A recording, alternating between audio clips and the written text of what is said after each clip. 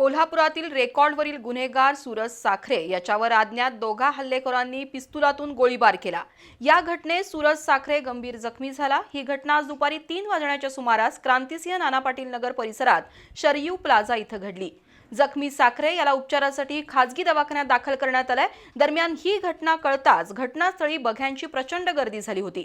Police अधीक्षक निलोत्पल यांनी घटनास्थळी भेट देऊन हल्लेखोरांच्या अटकेबाबत सूचना दिल्या। कोल्हापुरातील देवकर पाणंद परिसरात राहणारा सूरज साखरे याच्यावर जबरी चोरी, खून, मारामारी, शस्त्र बाळगणं यांसारखे अनेक गुन्हे दाखल आहेत। 2019 साली सूरज साखरे याच्यावर जुना राजवाडा पोलिसांनी मोका अंतर्गत प्रस्ताव पाठवला होता। त्यानंतर त्याच्यावर मोका दाखल होऊन त्याची कारागृहात रवानगी करण्यात आली होती।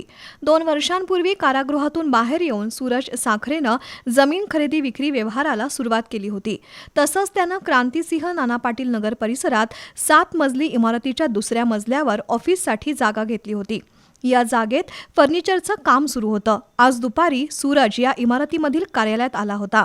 तिथून तो इमारतीखाली आला। इतक्यात एका दुचाकीवरून 2 अनोळखी तरुण तिथं आले। त्यांनी पिस्तुलातून सूरजवर 2 गोळ्या झाडल्या। त्यातील एक गोळी सूरजच्या पोटात घुसली तर दुसरी गोळी तो उभा असलेल्या सिमेंटच्या स्लॅबमध्ये रुतली।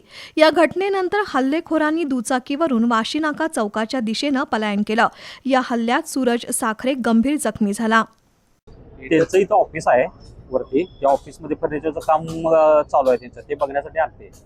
साधारण 2:30-3च्या दरम्यान ते काम बघून खाली आले। गाडीत बसताना तोपर्यंत 2 मुलं आलीत, फायरिंग केले आणि पळून गेले दोघं। 2 पोटाला लागलं त्यांना।